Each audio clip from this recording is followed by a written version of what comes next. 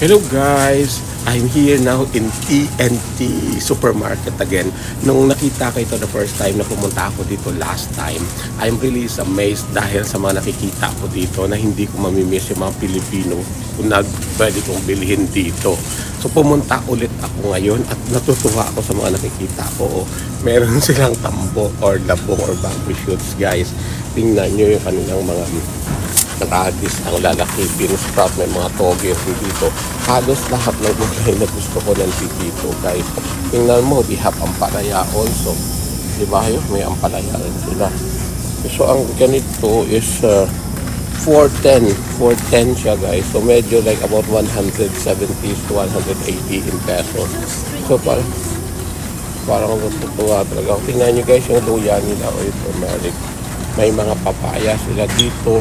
Ito Palawan yata ito, kalabasa. They have lots. Parang matutuwa. Meron siya guys dito, coconut brown. I don't know kung ano yan. Kasi kalamay hati or what. Nakakatuwa talaga dito guys. Kaya every time na pupunta ako ng Vancouver, ugaliin ko na talagang dumaan dito kasi gusto kong mamili. Unfortunately, maybe I came too early. That's why wala pa silang food dito. Ito yung kinatutuwaan ko talaga guys, yung food dito. Kasi kahit anong klase ng ulam yung bibilhin mo, it costs $2.29 per 100 grams. So pare-parehas lang.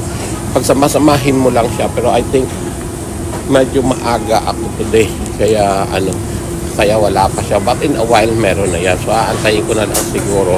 So guys, yung kanilang mga delicacies dito na makikita sa atin, meron rin sila dito. So tingnan nyo, may mga kung ano-ano sila dito guys. So ito yung pinatutuwaan ko talaga. Diba? So how can I miss Philippines kung may ganito rin na mabibili dito? Tingnan guys, may mga hopya-hopya sila dito. Tingnan mo. So ito yung gusto ko pagka pumupunta ako dito. Ito yung gusto ko kapag pumupunta ako dito kasi marami ako nakikita mga kung ano-ano. So I won't really miss foods in the Philippines and I love to cook. So kung ano yung nakikita ako dito, mag-i-experiment na lang ako. Actually guys, mga Filipino foods dito kasi sa amin sa Victoria. Victoria is a small city and iilan lang yung Filipino store doon pero limited talaga ang pwede mong bilhin. Unlike dito that they have really like, wide array or wide variety of choices. Especially sa mga seafood guys. Nung bumili ako nito last time, ito guys yung binili ko, it's only like $2, diba? Ang ginawa ko siya, pinrito ko lang dyan. I just put salt and a little of pepper, ground black pepper. Tapos pinrito ko siya parang charon ang lasa. Ang sarap, diba? That's why I'm gonna buy it again today. So, sa amin sa Victoria kasi wala gaano ganyan eh. So guys, ang dami talaga mapagpipilian dito actually guys sa mga seafood nila. Actually meron eh ganito pero hindi ganito kadaming mapagpipilian. So guys, I don't know, I want to buy some salmon head maybe. Yeah, salmon head. Dito, yeah, they have salmon head ito. Gusto kong magsigang ng salmon. Or ito guys, gusto kong bumili ng salmon head para gusto kong magsigang later. And we have like fresh and live tilapia guys. So tingnan mo, meron din silang oyster shell or like buhay pa talaga guys na talaba, diba? Oh, live Manila clam guys, or Manila clam. We have Manila clam here, diba? Live seasoning, buhay na buhay guys. Tahong guys, ang daming tahong dito, okay? Tingnan mo guys, ang dami talaga. And of course, scallop guys. See, scallop, buhay siya guys. And of course, guys, sugpo, buhay na mga sugpo. They have it here. And of course, crab. See guys, they have crab, buhay siya guys. Buhay siya. Tingnan mo guys, buhay na buhay pa. So wala kaming ganito sa Victoria guys. They have live lobsters guys. Live lobsters and of course crabs guys. Buhay na buhay ang crabs and of course yung other lobster nila ito po we have wide varieties of lobsters guys. Grabe guys. So ang crab yung what do you call this? And of course guys, abalone. Look at that. Live abalone, guys. So, ang dami talagang choices dito, guys, kung ano yung gusto mo. Diba? May frozen din sila na area. So, ito yung gusto ko dito. Kaya, parang gusto ko pag pupunta ako sa Vancouver, mamimili ako niyan. Nagdala talaga ako, guys, ng cooler sa car para pang lagyan because this is really what I plan to do. So, tingnan nyo, guys, kung gusto nyo ng pakwan. Dito, may rami ring pakwan. Yung mini seedless watermelon nila is $3.99 each. Bali, $4 each, isa nito. At yung malaki naman, it's $10.88 each piece. So, isang piraso na ito, $11 plus tax. So, that's about how much? That's about, ano lang yan, mga 1 or 2, mga 12 something, guys. So, ang equivalent niya sa peso siguro is mga 500 to 600 din. Equivalent sa Philippine pesos. Maraming pakwan dito, guys. Actually, mamimili ka lang din. So, it's a little bit expensive, pero okay lang yun. If, like, you know, para lang maano mo yung cravings mo sa mga food na namimiss mo natin. I think, okay ako sa mga ganyan. Diba? Kasi, like, you know, I miss the people in the Philippines, but not really the food because, like, you know, sometimes I can even,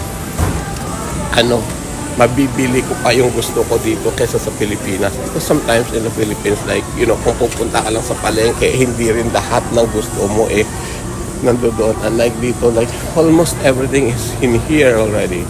So, I wish na bago ako kasi I'm catching the 1 o'clock ferry going to Victoria. So, sana makalagay sila ng mga food dito. Kasi last I was here, meron. Pero I don't know, ngayon wala pa So, kahit yung mga tinapay nila dito, guys, kita mo, may mga fresh mango sila na, diba? Yeah, ang sarap ng fresh mango cake nila, guys. Oh. $10. 2 for 10, I think. So, then bali $5 ang isa. In other words, more than mga 200 ang isang ganito. Which is okay na rin. So, yun, guys. So, halos lahat naman na kahit pandesal, I think we have pandesal here Last time I bought a pandesal which is parang ganito. And I don't really like it. This pandesal, we have this in Victoria. So sabi ko, I want to try something different which is this one. But I don't really like it. See guys, lahat ng kung ano-ano meron din sila dito. Look at this. Pilipit.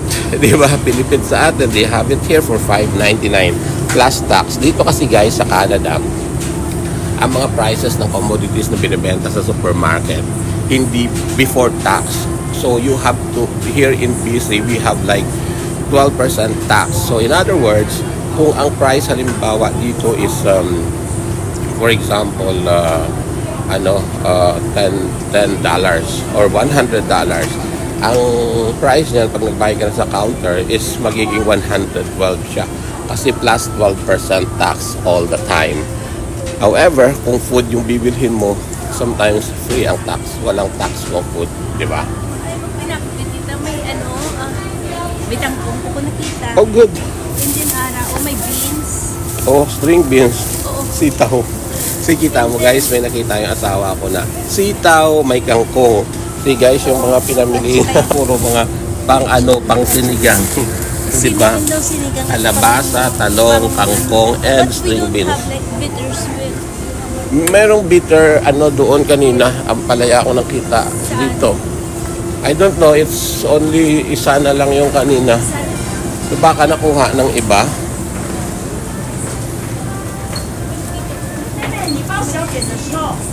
I saw it here.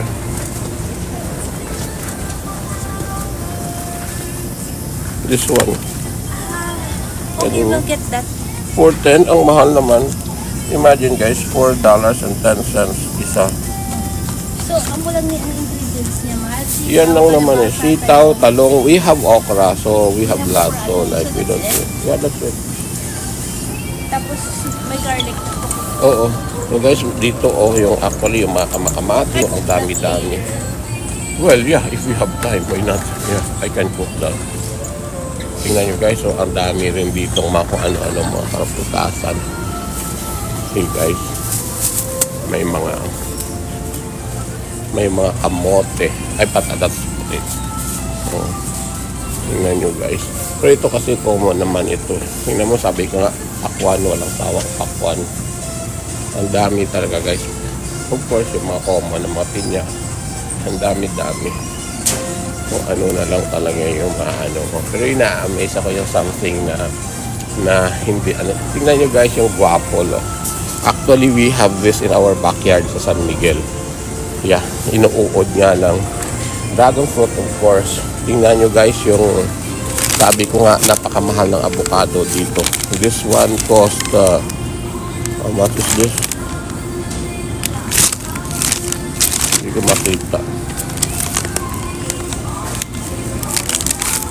Pero mahal ang avocado dito guys. Ang avocado per bag is $5.48 per pack. So in other words, yung isang ganito guys, this is mga 250 na siguro in Philippine pesos. So guys, oh, ang dami ring gulay-gulay dito. Do you think this will last for a week? No, not really sweetheart. Maluluto lang siya kapag ano, even if ganun. No, maluluto siya. Ang sitaw kasi kapag pinatagal mo is maluluto siya. Kahit pangit siyang i-frozen. Kung i-freeze mo lang siya after a couple of days, naluluto. So pangit na siya. It doesn't taste good. This is what I mean guys, yung tampo na ito. Hindi niya kawayanan. Laging pa mo. Ha? Yeah, for pinakbet, yeah, that's good enough. See guys, tingnan niyo, nakakatuwa. And of course, yung mushroom na ito guys, so gusto ko po. Ang sarap niyang ilagay sa soup. Diba? So guys, yun meron rin silang mga fresh kung ano-ano din na mga like Japanese something, diba? O, diba? Marami rin sila dito actually. So marami rin sila, I don't know kung mga tira ito kahapon. Nilalagay na lang dito. Mahal na siya actually, oh. Kapag ka nandito na siya. Pero I don't really like it. Gusto ko yung fresh na bagong luto yun nandito siya. Pero wala pa. I really hope that they will have it. Like, kasi uuwi na kami. We're gonna go back to the hotel room. Tingnan nyo guys, yung mga pang soup dito, yung mga dumplings. Ang dami ring choices na mga dumplings. Diba? And they have siopaw here guys. Tingnan mo. They have siopaw dito. May chicharon pa. May bagoong actually guys. Scallop sauce. May bagoong actually sila dito. May mani. Ang mani dito is $5.99, is about $6. Diba kung 6 siya, I'm sure that's about like mga 240 mahigit to 250 to 260 pesos guys. Diba? O yan yung sinasabi ko sa inyo guys. O, may mga chicharon sila dito. They have siopaw din. O, you know mo, they have siopaw. So this 4 pieces of siopaw in one pack, it costs $7.99 or $8 guys. Ito, I don't know ano tawag dito guys. Diba? O, dami. And cakes of course, ang daming choices ng cakes guys. Dami. Diba? O, dami nila talaga choices ng cakes. Ang sasarap talaga guys. Tingnan mo. Sasarap tingnan ang kanilang cakes. Tingnan nyo guys, iba't ibang flavor. Diba? Iba't ibang flavor. May mga chiffon sila, pudding, diba? Ang dami talaga guys. Diba? Tingnan nyo. May mga pastillas sila ni Aling Mary. Diba guys? May mga pastillas sila. Meron silang sticky rice rolls rin in different flavors. Look at that. Diba? So, yan. Tingnan nyo guys yung mga Filipino dito ng mga authentic Asian na mga kung ano-anong mga condiments. They have it here also. So yun na nga guys. More than 10 minutes na yung aking video. So thank you so much for watching. I love you all guys. Okay? Thank you so much for the support. Okay guys, please subscribe sa aking channel or sa aking FB guys. Okay? Thank you so much. Have a good day and God bless us all.